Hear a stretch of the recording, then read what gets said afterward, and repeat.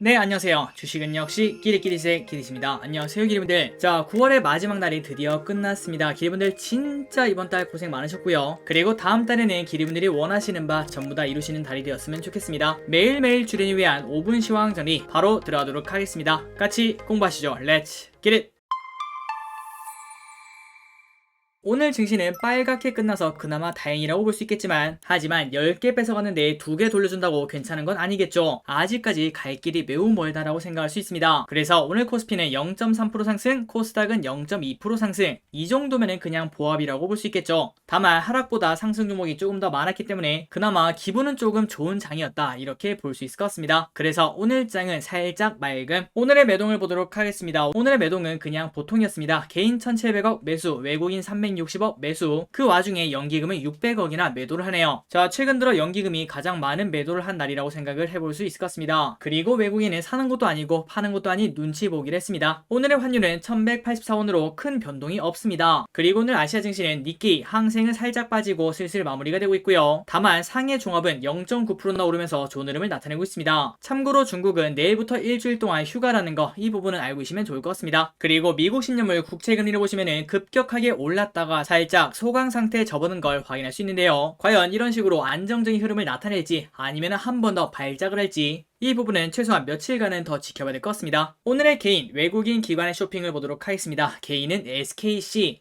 삼성전자, 삼성전자우, 롯데케미칼, 현대차, 코오롱인더, 셀트리온, HMM, LG전자, 롯데정밀화학, 아난티. 자, 여기 보시면 오늘 갑자기 급락한 기업들이 정말 많습니다. SKC, 롯데케미칼, 코오롱인더, HMM, 롯데정밀화학. 최근까지 흐름이 좋던 이러한 기업들이 급락을 하니까 개인들의 저가 매수세가 몰린 걸 확인할 수 있습니다. 그리고 외국인은 SK하이닉스, SK이노베이션, 에코프로비엠, SKIT, 하나솔루션, LG화학, 신한지주, SM, 한국가스공사, SK, 삼성 SDI를 매수하네요. 마지막으로 기관은 NC소프트, 크래프톤, 현대중공업, 카카오, LG화학, SKIT, SM, 일진머티리얼즈, 마지막으로 LG이노텍을 매수하고 있습니다. 오늘의 특이점을 찾자면 외국인이 삼성전자 우선주는 열심히 팔았는데, 그 반면 SK하이닉스는 1000억 원을 매수했고요. 그리고 기관은 NC소프트, 그 다음에 크래프톤을 1등, 2등으로 매수를 합니다.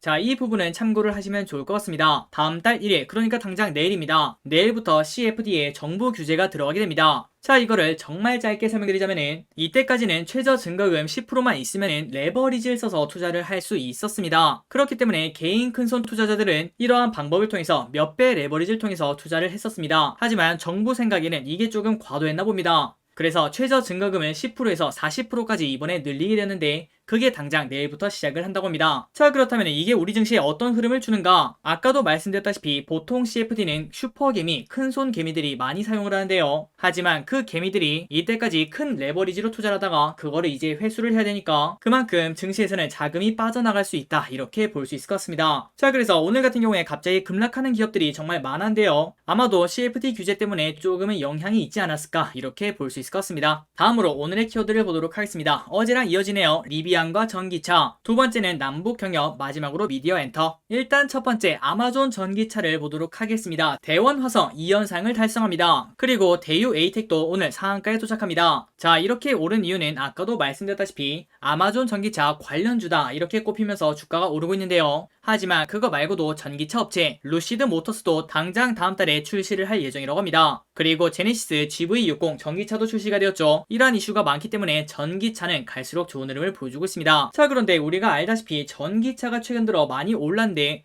잠깐만, 대원화성이랑 대유에이텍은 별로 안 올랐는데, 그렇기 때문에 이러한 시각도 있습니다. 갑자기 최근 들어 아마존 전기차가 뜬금없이 각광을 받고 있죠. 그거는 그냥 단순한 핑계일 뿐, 이때까지 안 오른 전기차 관련주가 오르는 거 아니냐, 이러한 시각도 있다고 합니다. 다음으로 CIS도 오늘 25%나 급등했는데요. 전기차 관련주 중 하나긴 하지만 여기에는 이유가 하나가 있었습니다. 오른쪽으로 보시면은 CIS, 미국 기업의 2차전지 전극 공정 제조 장비를 공급한다고 하네요. 하지만 아직까지 비밀 유지 요청이 있기 때문에 어딘지 알 수는 없겠지만, 일단 지금 봤을 때 테슬라 아니냐, 이러한 시각도 있다고 합니다. 그리고 SKC 오늘 엄청나게 급락했죠. 마이너스 15%. 그 이유는 넥시온이랑 원래 합작법인을 투자하려고 했다고 합니다. 하지만 이게 이사회에서 부결이 되었다고 하네요. 그래서 이러한 뉴스가 나오니까 기대감이 사라지며 주가가 오히려 폭락을 했다고 합니다. 다음 키워드는 북한입니다. 김정은이 갑자기 나와서 뻐꾸기를 엄청 날리고 있죠. 그래서 뭐라고 했나? 10월 초부터 남북 통신 연락선들을 다시 복원하겠다. 진해가 일방적으로 끊었지만 이제는 진해가 다시 일방적으로 연결을 하겠다고 합니다. 그래서 이러한 뉴스가 나오니까 남북 관련주가 조금 많이 올랐죠. 다만 차트를 보시면 아시겠지만 크게 올랐다가 전부 다 흐항하는 모습도 같이 보여줬습니다. 자, JST나는 상한가를 갔다가 쭉 떨어지는 흐름을 보여줬고요. 그래도 10% 상승으로 마무리가 되었네요. 그리고 아난티도 좋은 흐름을 보여주다가 갑자기 흐항해서 결국 음전으로 마무리가 되었습니다. 마지막으로 현대 LB는 2% 상승으로 마무리가 되었네요. 세 번째는 미디어가 오늘 좋았습니다. 대원미디어 13% 급등.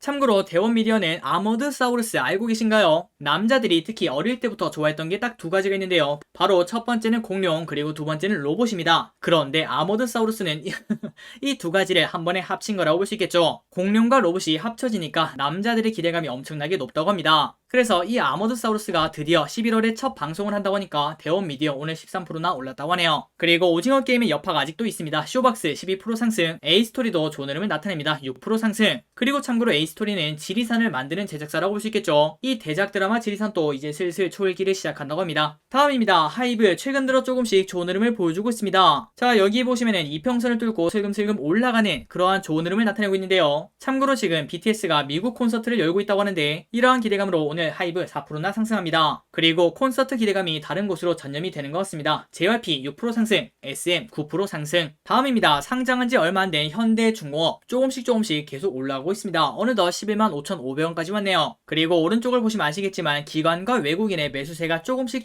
들어오고 있는 걸 확인할 수 있습니다. 최근 들어 한진중공업이 흐름이 좋다고 합니다. 오늘 또 5% 상승. 상승 이유는 경영 정상화 기대감 때문에 이렇게 주가가 오르고 있다고 합니다. 그리고 오늘은 풍력에 관련된 기업도 흐름이 좋았습니다. 삼강 M&T 6.8% 상승, CS윈드 2.6% 상승. 다음으로 지금까지 지속적으로 떨어지는 칼날이었던 NC소프트 오랜만에 5% 상승으로 마감이 되었습니다. 그리고 참고로 NC소프트 오늘 이렇게 급등한 이유가 무엇인가 그걸 봤더니 NC소프트가 신작 게임을 발표를 했다고 하는데 과금 구조 역시 대폭 제거를 하겠다 이러한 말을 했다고 합니다. 그러한 기대감으로 일단 오늘은 좋은 흐름을 보여줬다고 합니다. 자, 기리분들 벌써 10월달이 다가오고 있습니다. 그리고 10월달에는 어떤 일이 있죠? 바로 실적 시즌입니다. 그렇다면 지금부터는 3분기 실적이 좋은 애들을 찾아가야 될 것 같은데요. 일단 첫 번째, 제일기획이 그 스타트를 끊는다고 합니다. 자, 제일기획 오랜만에 4% 상승을 했는데 그 이유가 무엇인가 봤더니 오른쪽에 3분기 최고 실적 전망에 장초반 상승을 하고 있다고 하네요. 그리고 LIG 넥스원 5.8% 상승, 3분기 영업이익 컨센서스 부합, 그 다음에 2024년까지 성장을 담보를 한다고 합니다. 얼마 전에 우리가 같이 봤던 기업입니다. LX 인터내셔널. 원자재 가격 급등으로 호실적을 기대한다는 그러한 뉴스가 나왔었죠. 그러한 기대감으로 주가가 오늘 또 급등을 했습니다. 4.5% 상승.